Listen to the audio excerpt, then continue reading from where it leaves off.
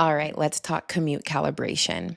Do you ever notice when your body starts reacting before you even get to the situation? It can be work, it can be a conversation, it could be on your way to a date, right? Wherever you're going and you're feeling intense emotions, that is what triggers what you create in your mind in terms of movies, and you commute to the destination with that movie playing. And we're going to talk about how to interrupt that pattern. So, a lot of this is based in the concept of mental rehearsal.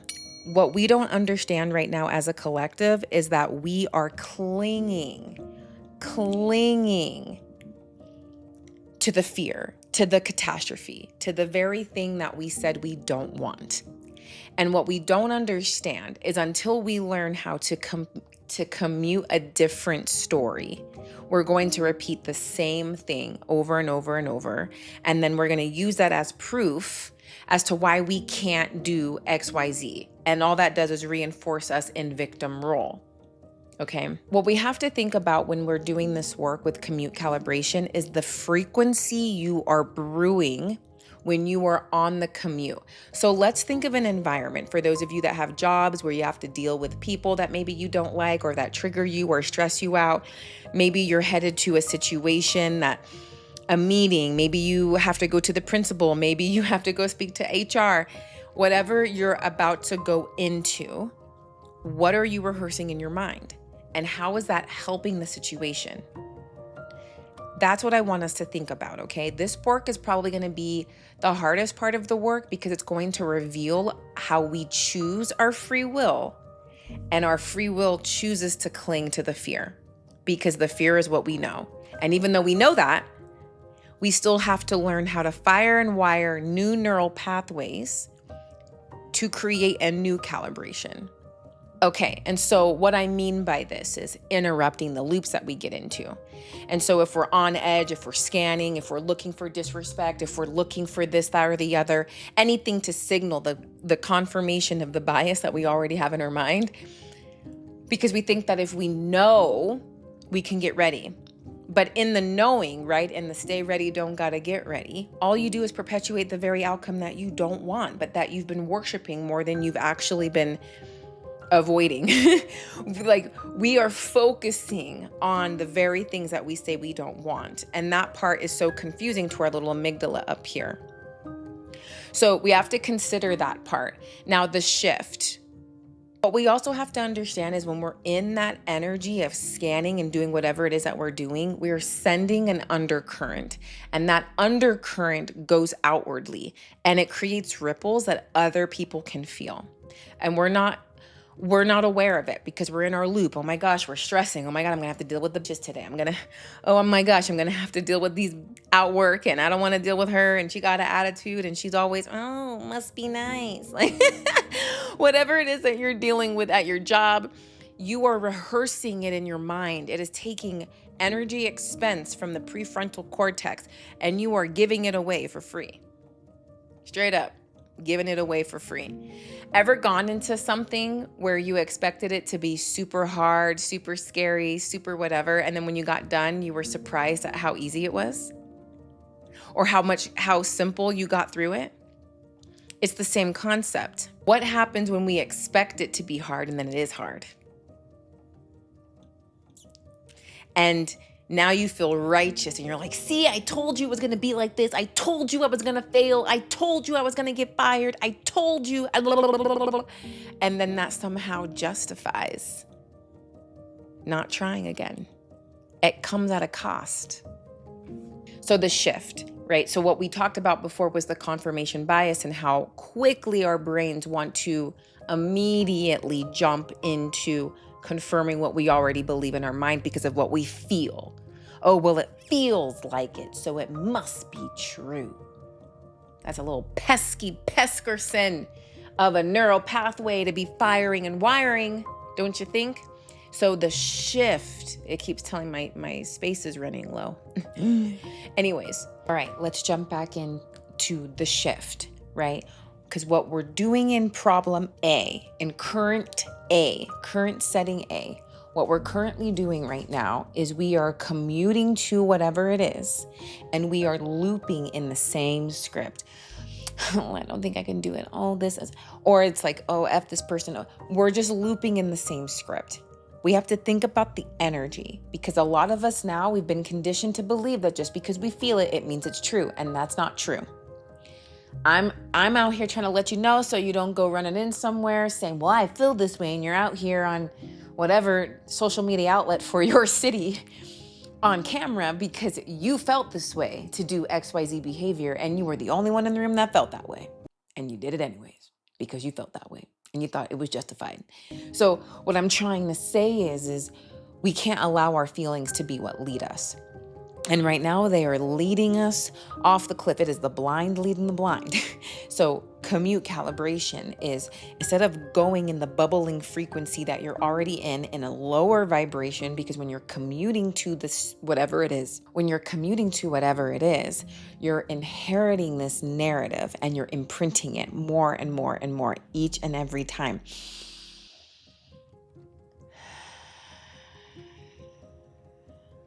Identify the data points. I'm going to work. I'm feeling anxious in my chest. I'm feeling anxious in my stomach. I'm feeling anxious. For me, I feel it down into my feet. And I'm trying to figure out what is going on. Why am I feeling this way? I think I might have a presentation today. I might have to tell so-and-so I'm breaking up with them today. I might have to have a meeting with my boss today. Whatever it is that I'm doing, I'm currently here.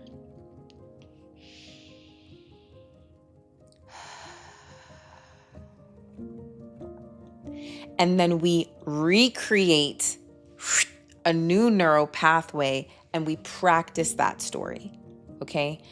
It's going to be a great day. This meeting, it's just going to be a maintenance meeting. It is what it is. If there is anything upsetting, all I have to do is pick it up off the table and then figure out what to do to solve the problem. It's not a reflection of me. Like, we remind ourselves these things. We think it's corny to do this type of work. I think it's corny to raw dog life psychologically.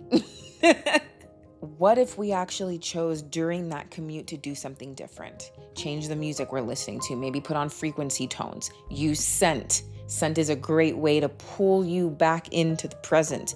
You can light a candle, you can light an oil, you can do whatever it is that you do. Okay, you do it. You can sit outside. For me, I like to sit in the sun.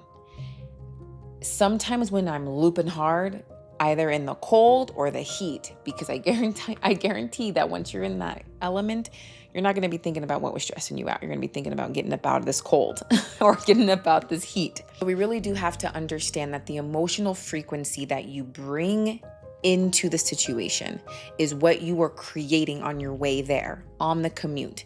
Now, let me tell you of a macro level example that I know a lot of you are not going to. Let's just see where their nervous system takes you with this example, okay? Being from California, very, very diverse there. I was told what I was going to experience in Alabama with racism and XYZ. Now, my experience is not the same as everybody else's, but that's nuance. What's happening is if I sat here and declared my version, my default view of what I'm seeing through my lens in reality, if I claim that to be the default for everybody else, we're entering into a narcissistic territory. But what I experienced going into this type of demographic is very much outdated schemas. Very much outdated schemas, because we're chasing these outdated archetypes and we're locked in. It's like playing a video game that's old and y'all still stuck in this level. We're in level 2026, but y'all level. It's different. Okay? With that understanding, though, what was happening in my current environment? We just moved during 2020. What was happening in the time of 2020? Not just with the sickness, what was also going on in the political world and in culture. There was a lot going on. For those of you that don't understand what I'm referring to, George Floyd was going on. George Floyd was happening. And so you've got all of the noise from this. And I want to just remind some of you, I am not someone who subscribes to just blindly agreeing to whatever I see on my screen. The same way I don't blindly just listen to some whoever that's saying whoever about whatever unless I hear it or see it with my own eyes from that source. That's a skill that a lot of y'all probably need to practice. We are not the same. Okay? Just letting y'all know. But think about that. That infiltrates your mind. We've learned this through 2020, how stress and what everything that we're downloading does to our mind, and yet we're still eating it up. And then because we end up going places in our groups, our kid groups, we're commuting and calibrating the same neural pathways of sameness, of blind loyalty to only one default view. And that view revolves around you being the victim of XYZ circumstances. Okay? Nuance is really hard, even for me to even sit here with it, because when I sit around with nuance, especially when it comes to culture, because yes, there's absolutely been a lot of things that have gone on in history, not just in the Black community, in history. But for some reason, we took a turn, culture, humanity, somewhere we took a turn. And in that turn, it became a loop.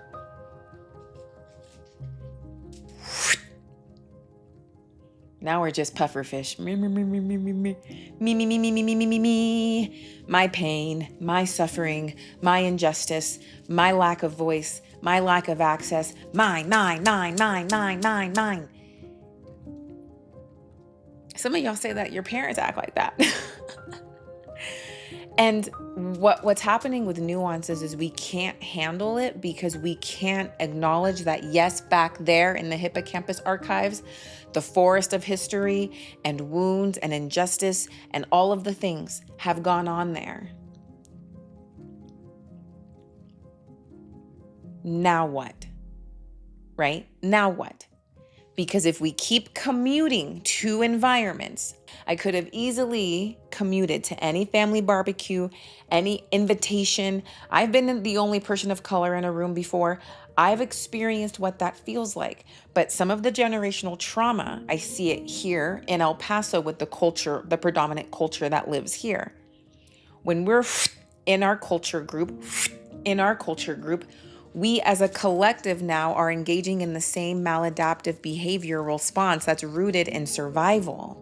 We don't see that because everyone's doing it. Oh my God, you got your ass showing me too. Activated survival self. We are out here with it. We don't see it. Then we get into cultures because we're fetishizing mixed kids and interracial relationships. And then they got people who are hating on it because of some weird tribalism. And again, we're all too busy looking externally because it frees us from here. These are all the things that we are holding on to as a collective that we commute into. Some of y'all are commuting to the comment section on your phone. Some of you guys have things happening on your algorithm in your what do you call these things? Your Instagram profiles, your TikToks, your Twitters. You guys have things happening, chaos, people in the comments reporting to you, people mad at you in the matrix. And you're stressed out in reality. You get a text, stressed out in reality. I remember one time I was having a crash out. It was like an internal crash out, and I was sitting outside. And this cat across the street was just staring at me while I was having this like internal, it was the end of the world crash out. And I'm like, this cat has no bloody idea what I'm going through right now. Exactly. Because he doesn't see it. Because it doesn't exist. It's here. And I sat there and I was like, and my ego upset still about whatever it was, commuting, rehearsing in that, whatever it is. You can commute to your regulation station, okay? Wherever you're activated and you got to walk away so you can regulate, the commute to that regulation station is something that we have to learn how to rewire, because what are you saying to your mind? Some of y'all go to friends simply to stay hyped up in your anger. What you really want is connection. You don't know how to do it. And we've learned that we connect through talking shit, gossip, all the things. Yeah, you should have never known this person happened, this thing, how dare they? And then you want people to be upset and match where you are. And when they don't, secondary injury. So what do you commute? What are you telling your mind? Are we focusing on the external force that triggered it? Or are we looking within? Because a lot of us, we're getting activated because of on here. And I've experienced it when I first got on here, when I was just like, I don't like this. I mean, I already knew about I don't like this, but I really don't like this. This is a toxic organization. I'm not a fan. I have to remind myself to breathe, because sometimes we forget. That's a part of my commute. Sometimes in the commute, it's nothing. Sometimes I'm playing my sound frequencies. I'm breathing. I'm trying to look for butterflies or something like something that's here in the present, not here. Sometimes you have to pull up your word, whatever that is for you. You pull up something that's going to ground you. It could be a prayer. It could be a scripture. It could be whatever it is. Sometimes I work with clients and we voice record something that you say to yourself, so you learn how to talk yourself down. It's okay, girl. I know that XYZ said it XYZ and there, but yeah, we're not going to give it to them because we're working on our regulation skills, okay? We're not out here rug ratting. Breathe, honey. Yeah. You got this. Go ahead and lay yourself down. You know you like the sun, you like the water, go bath, get you the heating pad on you. For me, that helps regulate. You're reparenting yourself. Your present self is reparenting your future self when you have a crash out because you built the toolkit. There are all types of toolkits that you can do. When you're angry, I suggest you voice record it and cuss them out. Go off on them in your voice recording so you can honor the emotion and let it move through you instead of staying stuck inside of you. And then you don't realize that creates an energy that then you are dragging into the interaction. Then you project identify. They got an attitude. Girl, you came in here with this stanky ass aura. Like you brought this heat in. What were you doing on the drive, right? We forget that. We forget the energy and the vibes that we bring in.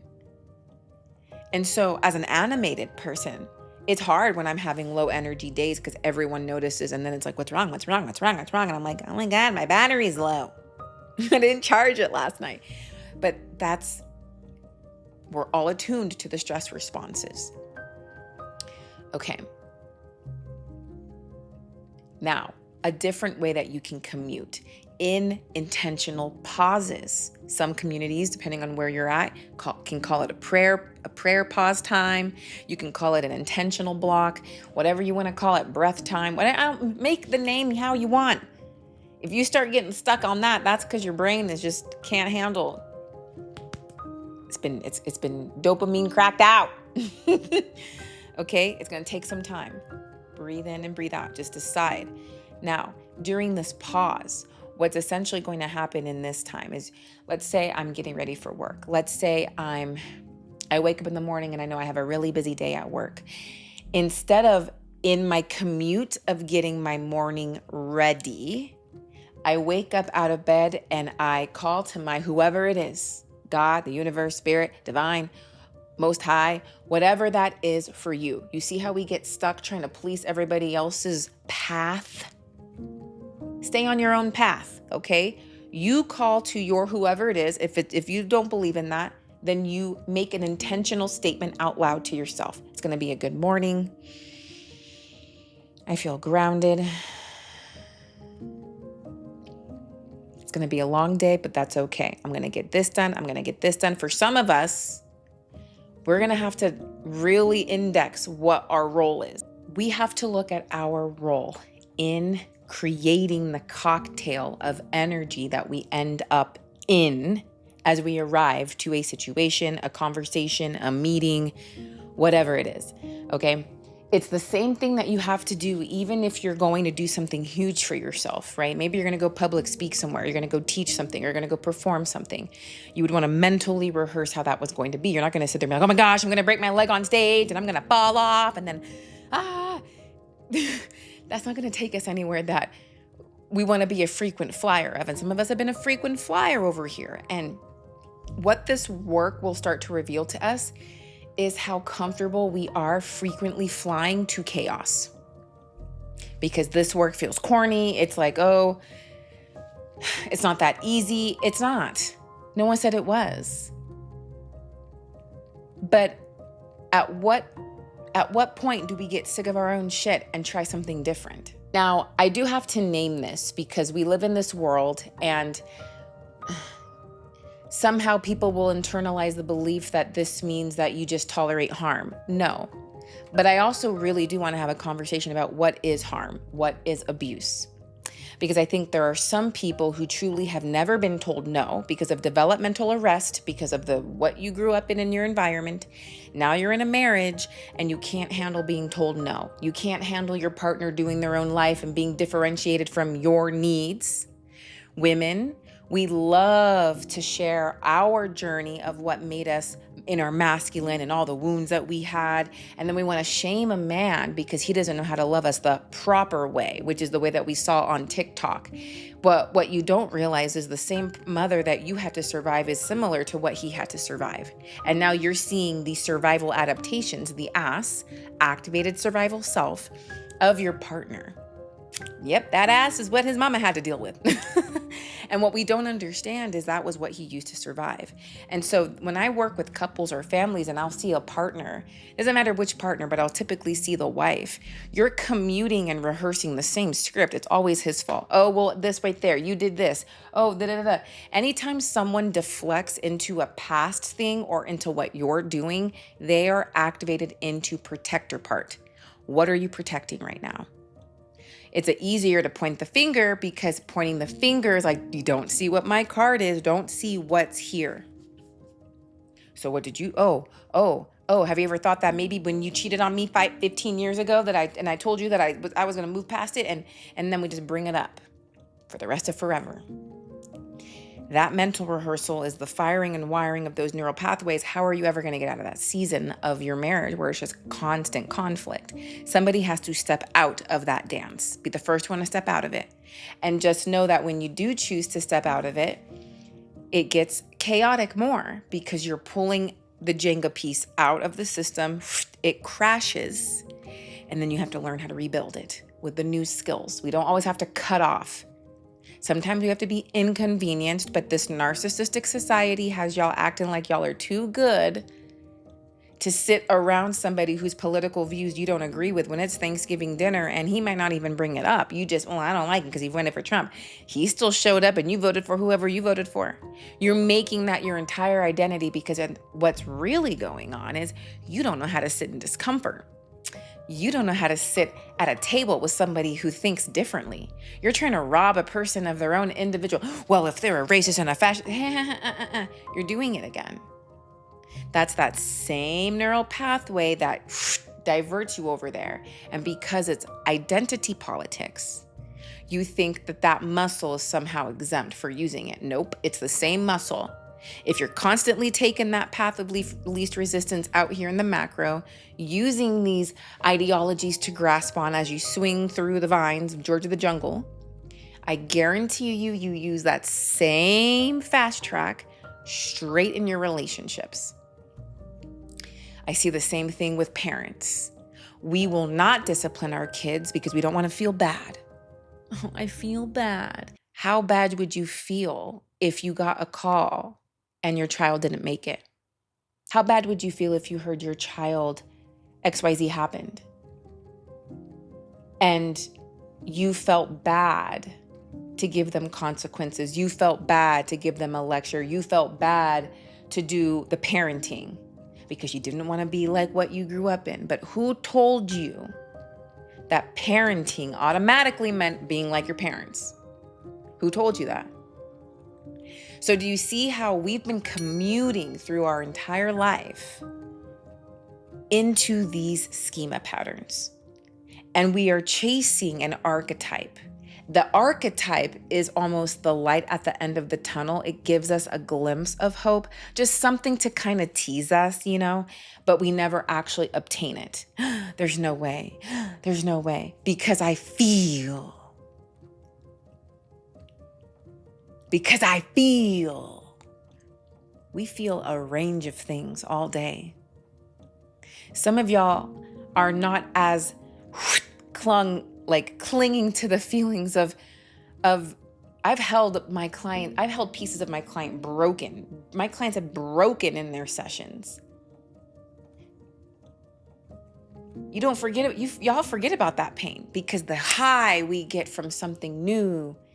And I'm over here like, oh my goodness, here we go. We're about to do risk number 5. We're going to go right back and do it again with a new person.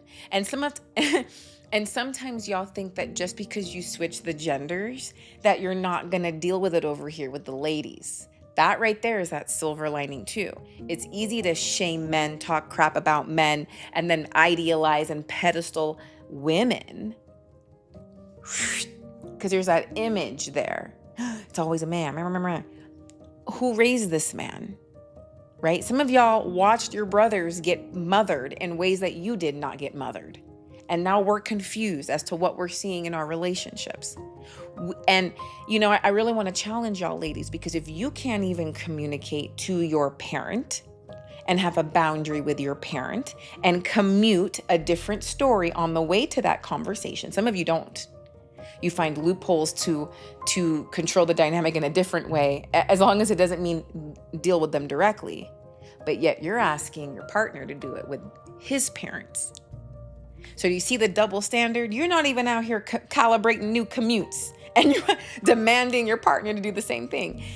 This right here is how we distract ourselves. Because if I can hover over my partner and tell my partner what he needs to do with his mama and needs to do with this and needs to do with XYZ, I don't have to face what I got going on in my arena. Now, let's dive into the next part. All right. So now that I already named this, it's not about staying in abuse and manipulation and dysfunction, but we are going to have a video in the future that talks about and breaks it down, because these days, I don't want to go on squirrel. I don't want to be a squirrel. I can't. This video is going to be too long. Okay. So basically what we're learning so far is we're not carrying the same frequency of trauma, fear, hypervigilance. We're not carrying this around, pufferfish, and going in about our life into every little place that we go to. We're no longer doing that. We're depuffing. How do we do that? On the commute. Okay.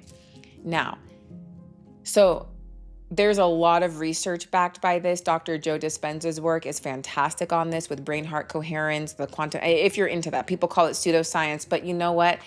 Y'all are so quick to shit on the very things that you deem not good enough to try. But it's like, if something's going to make it better or could potentially help you, and you're going to stiff a nose at it,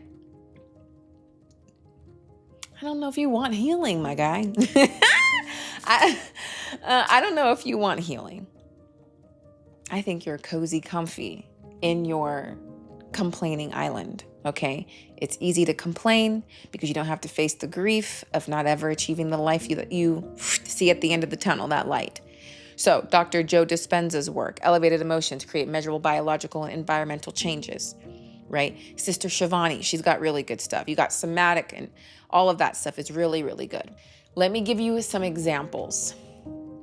Case studies.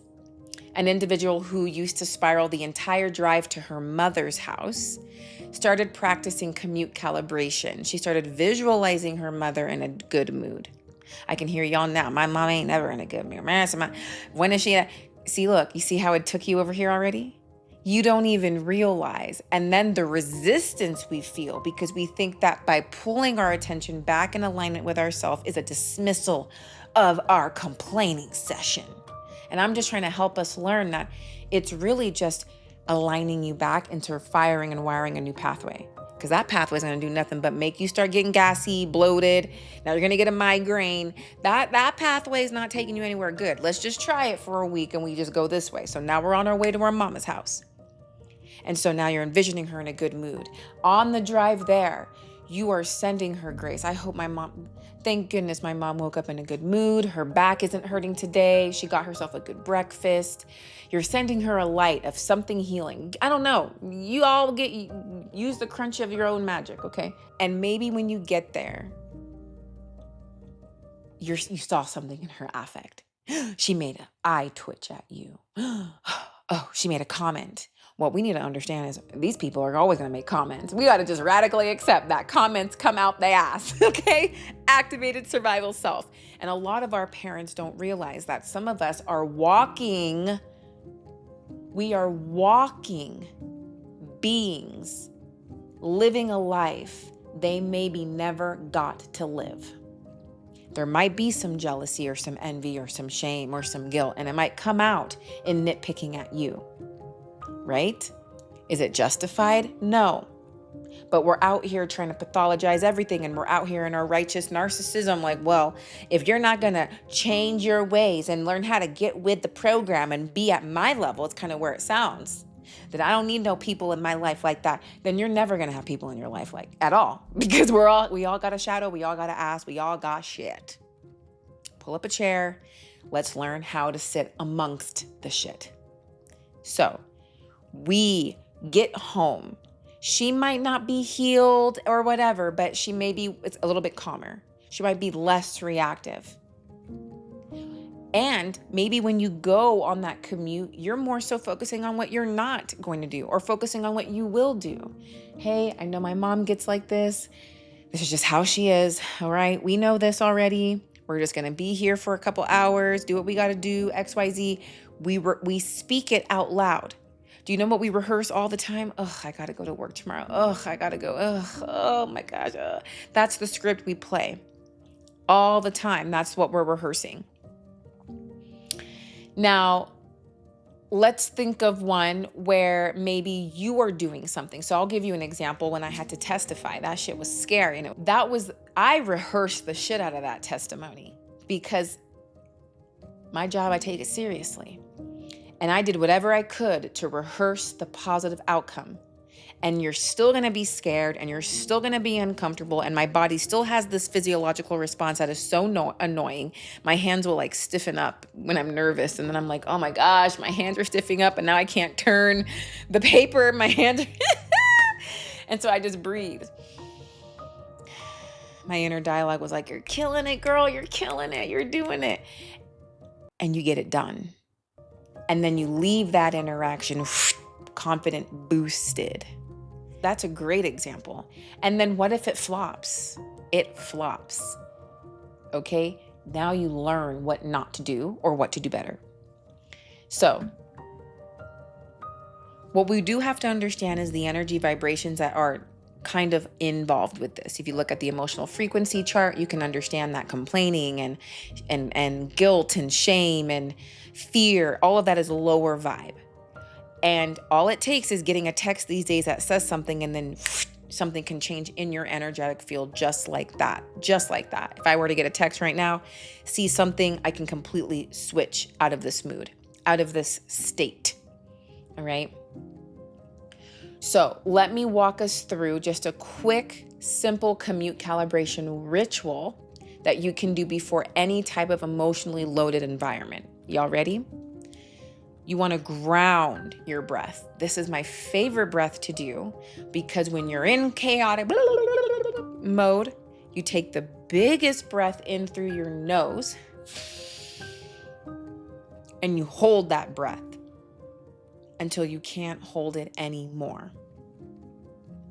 And then you release it, but slow and controlled.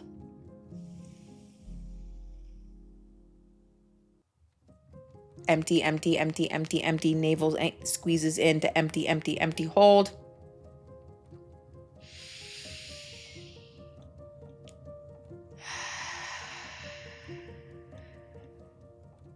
That was the cycle.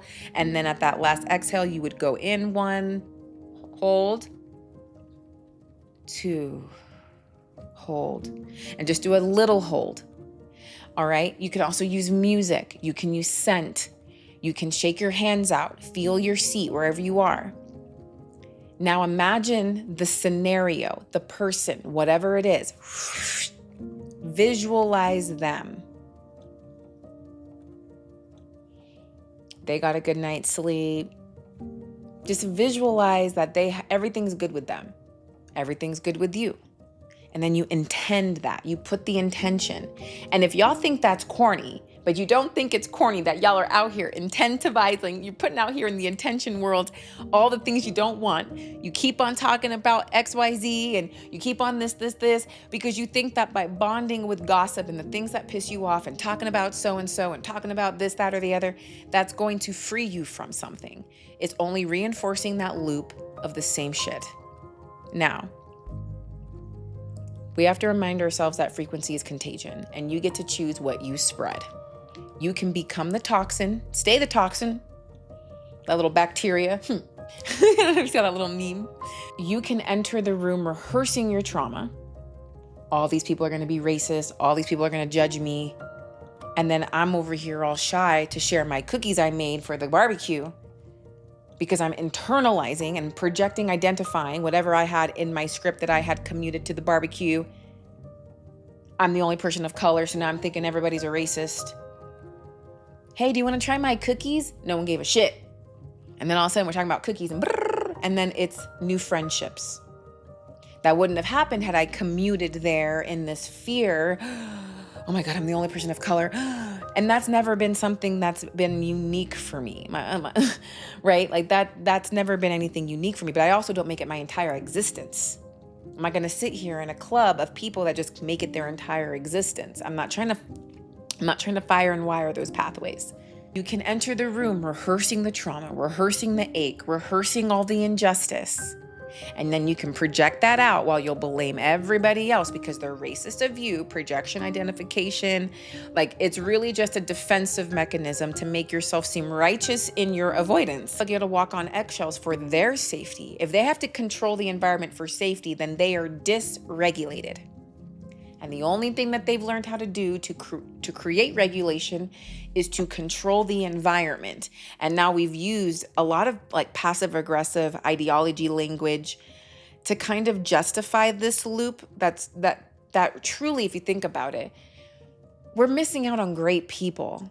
We're missing out on great people simply because they might not do what we do or like what we like or believe what we believe, but you're still missing out on great people, missing out on great networks, but you're also missing out on getting closer to yourself because the more that you stay around difference, the more you learn what you don't like and what you do like. And a lot of us, we've stayed around this so long, we don't even know how to put ourselves out there because the fear of just doing it drowns us because the commute to get there. Y'all let me know how you feel. Drop it in the comments, what's coming up for you, and I'll see you in the next one.